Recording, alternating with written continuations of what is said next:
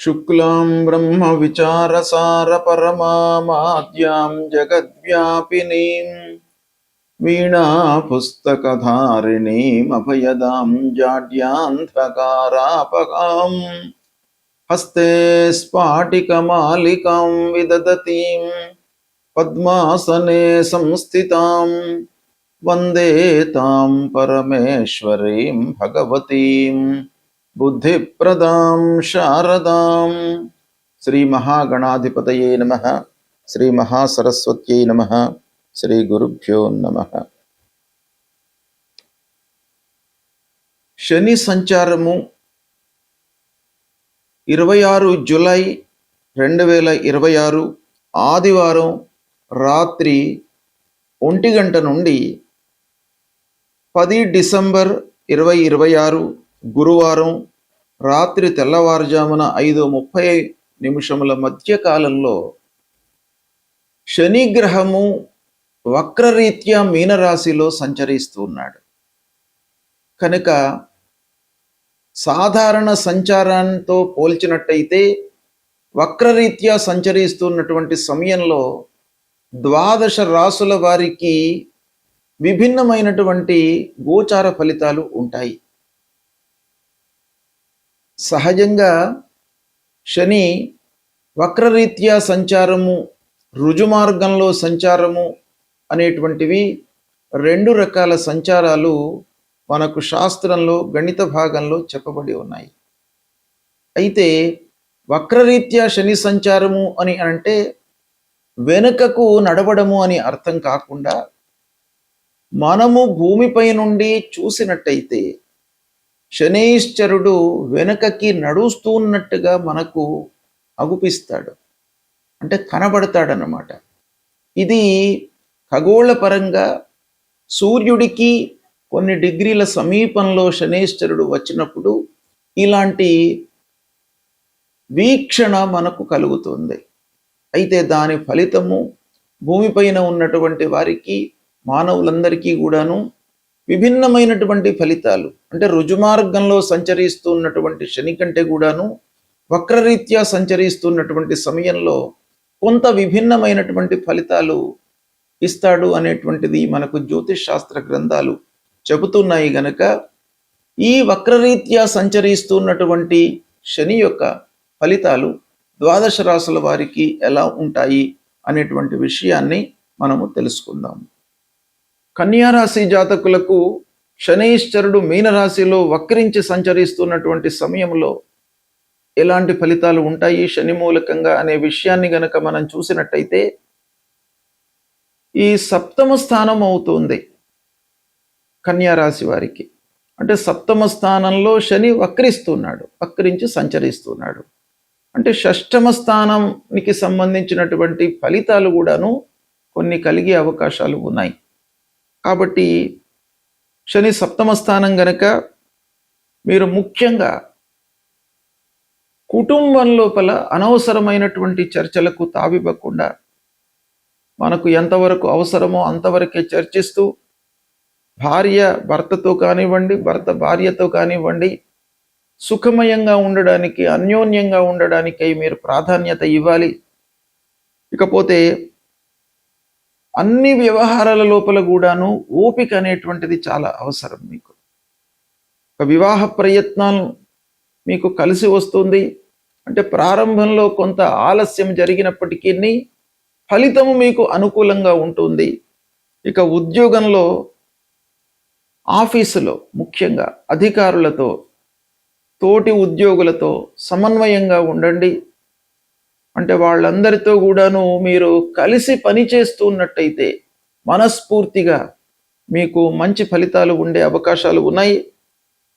వ్యాపారంలో ఒప్పందాలు చేసుకునేటప్పుడు కొంత జాగ్రత్త మట్టుకు అవసరము. ఓవర్లుక్ చేయకండి. కొత్త వ్యాపారాలు ప్రారంభించేటువంటి సమయం లోపల కొంత అనుభవజ్ఞుల యొక్క సలహాలు, సూచనలను తీసుకోండి. తప్పకుండా మీకు మంచి ఫలితాలు కలుగుతాయి. ఆదాయం మట్టుకు స్థిరంగా ఉంటుంది. ఖర్చుల విషయంలో కొంత నియంత్రణతో ఉండండి. వ్యవసాయదారులకు బాగానే కలిసి వస్తుంది, సంతృప్తిగా ఉంటారు. ఇక విద్యార్థుల విషయం ఆలోచించినట్టయితే విద్యార్థులకు కష్టే ఫలి అన్న చందంగా ఉంటుంది. మీరు కొంత కష్టపడండి, తప్పకుండా మీకు ఆ శని యొక్క అనుగ్రహం మూలకంగా మంచి ఫలితాలు కలుగుతాయి. విదేశ ప్రయత్నాలలో కొంత ఆలస్యము జరిగినప్పటికీ ప్రయాణాలు చేస్తారు, అనుకూలిస్తుంది. ఇక కుటుంబం లోపల పెద్దల యొక్క సహాయ సహకారాలు తీసుకోండి, తద్వారా మీకు చాలా విషయాలలో మంచి ఫలితాలు ఉన్నాయి. జీవిత భాగస్వామి యొక్క ఆరోగ్యంపై మీరు శ్రద్ధ చూపండి. అంటే కన్యా రాశిలో జన్మించినటువంటి వారు భార్య విషయంలో, భార్య భర్త విషయం లోపల వాళ్ళ యొక్క ఆరోగ్య విషయమై పరస్పరము ఒక అవగాహనతో ఉంటూ ఆలోచనతో ముందుకు వెళ్ళడము చాలా అవసరము. పిల్లల యొక్క అభివృద్ధి కనబడుతుంది, దాన్ని మీరు సద్వినియోగపరచుకోండి. వాళ్లను మంచి స్థాయి లోపల నిలపడానికై ఆలోచన చెయ్యండి. కోర్టు వ్యవహారాలలో కొంత కాంప్రమైజేషన్ దృష్టితో మీరు ముందుకు వెళ్ళడము అనేటువంటిది ఈ సమయంలో అవసరంగా గోచరిస్తుంది. ప్రజలతో, రాజకీయ నాయకులకు ప్రత్యక్ష సంబంధాలు ఏర్పడతాయి. డైరెక్ట్గా వాళ్లతో మాట్లాడడము, వాళ్లకు కావలసినటువంటి సమస్యలను చర్చించడము, వాటికి తగినటువంటి పరిష్కార మార్గాలను మీరు చూపించడము, వీటి మూలకంగా మీకు మంచి పేరు, గౌరవ మర్యాదలు లభించే అవకాశం ఉంది. ఈ సమయం లోపల ఆరోగ్యపరంగా చిన్న చిన్న సమస్యలు ఉన్నాయి, వాటిని అధిగమిస్తారు. అయితే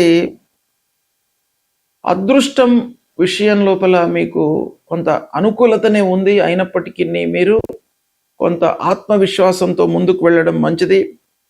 ఇకపోతే ఇంటి లోపల సంతోషంగా ఉంటారు. వాహనముల మూలకంగా కొన్ని ఆలస్యంగా నిర్ణయాలు తీసుకున్నప్పటికీ కొత్త వాహనము కొనుగోలు చేసేటువంటి అవకాశం కూడాను ఒక పక్కన కనబడుతుంది. ఆధ్యాత్మిక పరంగా మీరు ముందుకు వెళుతారు. మానసిక ప్రశాంతత కొరకై ప్రయత్నాలు చేస్తూ ఉంటారు. ఈ విధంగా కన్యా రాశి వారికి మీనరాశిలో శనీశ్వరుడు వక్రించి సంచరిస్తున్నటువంటి సమయము బాగా అనుకూలిస్తుంది, సద్వినియోగపరచుకోండి. శనీశ్వరుడు మీనరాశిలో వక్రించి సంచరిస్తున్నటువంటి సమయంలో ఆయా రాశుల వారికి గోచార రీత్యా 1, 2, 4, 5, 7, 8, 9, 10, 12 స్థానాలలో ప్రతికూలమైనటువంటి ఫలితాలను ఇస్తాడు. కాబట్టి శనీశ్వరుడి నిమిత్తమై కొన్ని పరిహారాలు చేసుకోవడము, మన పరిధిలో ఉన్నంత వరకు ఆలోచన విధానంతో ముందుకు వెళ్ళడము, సమయస్ఫూర్తితో నిర్ణయాలు తీసుకోవడము, ఆత్మవిశ్వాసంతో ఉండడము చాలా ముఖ్యమైనటువంటి పనులు. కాబట్టి పరిహారము మనము ఏం చేసుకోవాలి అంటే, భగవంతుడి యొక్క అనుగ్రహం కొరకై మనం చేయవలసినటువంటి కర్తవ్యం ఏంటి అని అంటే, మీరు ప్రతినిత్యం కూడాను శనీశ్వరుడికి సంబంధించినటువంటి మూలమంత్రాన్ని జపించండి. నీలాంజన సమాభాసం రవిపుత్రం యమాగ్రజం ఛాయా మార్తాండ సంభూతం తం నమామి శనైశ్చరం అనేటువంటి ఈ మూలమంత్రాన్ని ప్రతినిత్యం కూడాను చదువుకోండి. హనుమాన్ చాలీసా పారాయణం చేయండి. ఆంజనేయ స్వామి మూలకంగా, హనుమత్ దర్శనం మూలకంగా మీ లోపల ఒక ధైర్య సాహసాలను మీకు ఆ భగవంతుడు ఇస్తాడు. కనుక ప్రతినిత్యం కూడాను ఆంజనేయ స్వామి దేవాలయానికి వెళ్ళి దర్శించుకోండి. తద్వారా శనీశ్వరుడి మూలకంగా సంభవించేటువంటి దుష్పరిణామము మీకు దూరమవుతుంది. ఇవి చేసినట్టయితే శనీశ్వరుడు మీనరాశిలో వక్రించి సంచరిస్తున్నప్పటికీ మీ లోపల ఆత్మవిశ్వాసం పెరుగుతుంది. ఆత్మవిశ్వాసమే అన్నిటికీ మూల కారణం కనుక అది ఉన్నట్టయితే మనోబలం, బుద్ధి బలం, శారీరక బలం ఇవన్నీ కూడాను హనుమత్ దర్శనం మూలకంగా, హనుమంతుణ్ణి స్మరించడం మూలకంగా మీకు కలుగుతుంది. గనక ఇది చెయ్యండి, తప్పకుండా మీకు మంచి ఫలితాలు కలుగుతాయి. శుభం. శనైశ్వరుడు మీనరాశిలో వక్రించి సంచరిస్తున్నటువంటి సమయంలో ఆయా రాసుల వారికి గోచార రీత్యా 1, 2, 4, 5, 7, 8, 9, 10, 12 స్థానాలలో ప్రతికూలమైనటువంటి ఫలితాలను ఇస్తాడు.